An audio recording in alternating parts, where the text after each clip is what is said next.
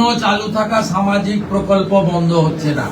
এই মুহূর্তের সবথেকে বড় খবর, আজ ছিল নতুন সরকারের প্রথম মন্ত্রিসভার বৈঠক, যেখানে মুখ্যমন্ত্রী শুভেন্দু অধিকারী জানিয়ে দিলেন চালু থাকা যে কোনো সরকারি প্রকল্প, লক্ষ্মীর ভাণ্ডার থেকে শুরু করে কন্যাশ্রী, কৃষক বন্ধু, স্বাস্থ্যসাথী সমস্ত প্রকল্পই বন্ধ হবে না। তবে কারা কারা এই প্রকল্পের সুবিধা পাবেন এবং কিভাবে পাবেন সে সম্বন্ধে বিস্তারিত জানালেন মুখ্যমন্ত্রী শুভেন্দু অধিকারী। পাশাপাশি আর কি জানিয়েছেন মুখ্যমন্ত্রী শুভেন্দু অধিকারী আমরা জানবো এই ভিডিওতে।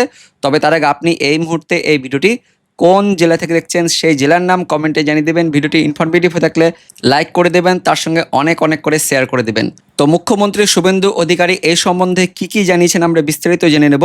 চালু থাকা কোনো সামাজিক প্রকল্প বন্ধ হবে না ঘোষণা মুখ্যমন্ত্রী শুভেন্দুর, কিভাবে দেওয়া হবে স্পষ্ট করলেন তাও বিস্তারিত জানবো। রাজ্যে যেসব সামাজিক প্রকল্প চালু রয়েছে তা বন্ধ হচ্ছে না। সোমবার মন্ত্রিসভার প্রথম বৈঠকের পরে জানিয়ে দিলেন পশ্চিমবঙ্গের নতুন মুখ্যমন্ত্রী শুভেন্দু অধিকারী। রাজ্যে পালা বদলের পরে প্রশ্ন উঠেছিল পূর্বতন তৃণমূল সরকারের চালু করা প্রকল্পগুলির সুবিধা রাজ্যবাসী আর পাবেন কিনা।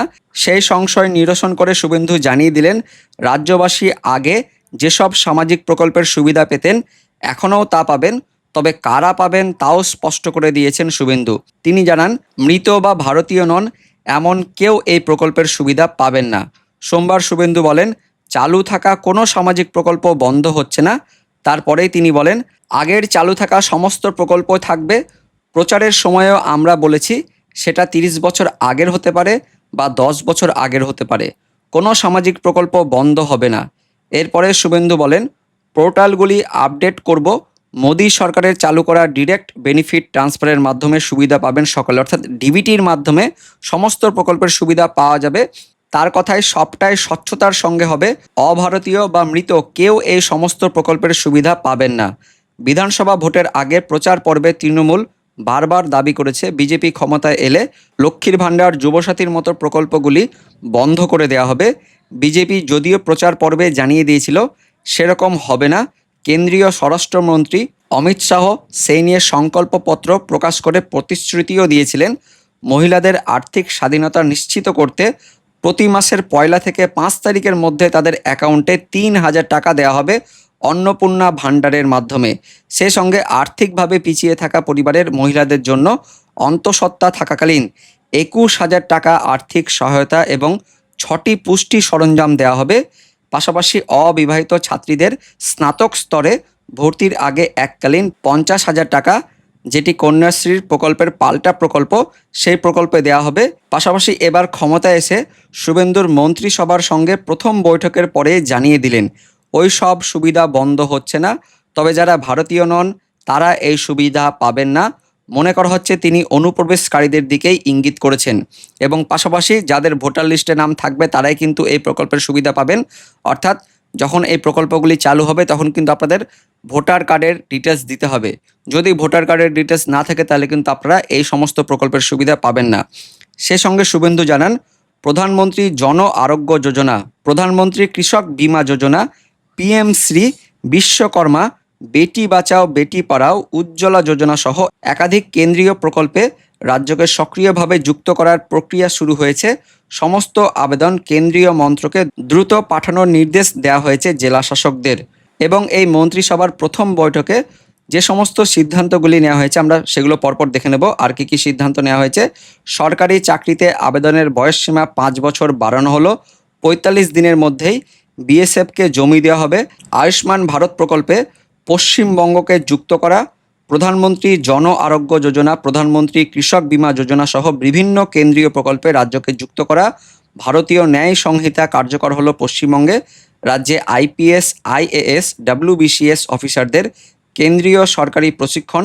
বিজেপির নিহত 321 জন কর্মীর পরিবারের দায়িত্ব গ্রহণ। ভয়মুক্ত, রক্তপাতহীন এবং অবাধ নির্বাচনের জন্য সকলকে ধন্যবাদ দেওয়া হয়েছে। পাশাপাশি এবার জনগণনা সংক্রান্ত গত বছরের নির্দেশও কার্যকর করা হয়েছে।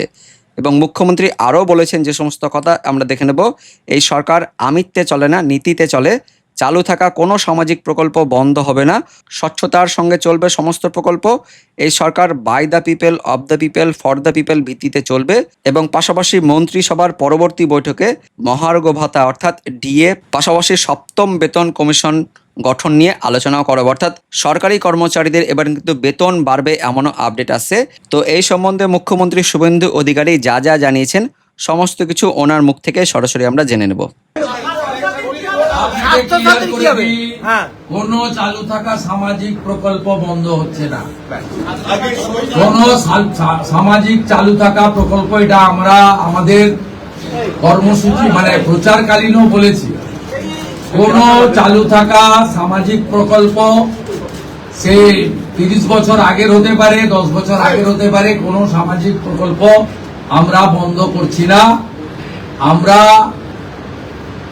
পেপারলেস অফিসও করব, আমরা সমস্ত পোর্টালগুলোকে আপডেটও করব এবং সমস্ত বেনিফিশিয়ারি ডিবিটির মাধ্যমে, যেটা নরেন্দ্র মোদীজির নেতৃত্বে দেশের সরকার করেছে, ডাইরেক্ট বেনিফিট ট্রান্সফারের মাধ্যমে হবে এবং সবটাই স্বচ্ছতার সঙ্গে হবে।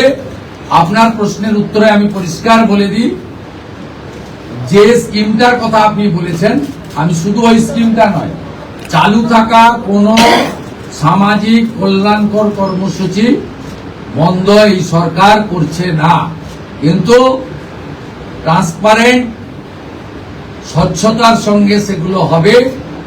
কোন মৃত ব্যক্তি তিনি কোন সামাজিক প্রকল্পের সুযোগ পেতে পারেন না, আপনিও বলবেন না পাওয়া উচিত। কোন অভারতীয় তিনি ভারতের কোন প্রদেশ বা জাতীয় সরকারের কোন বেনিফিট তার পাওয়া উচিত নয়। অর্থাৎ আমার প্রশ্নে, আপনার প্রশ্নের মধ্যে আমার সব উত্তর আছে।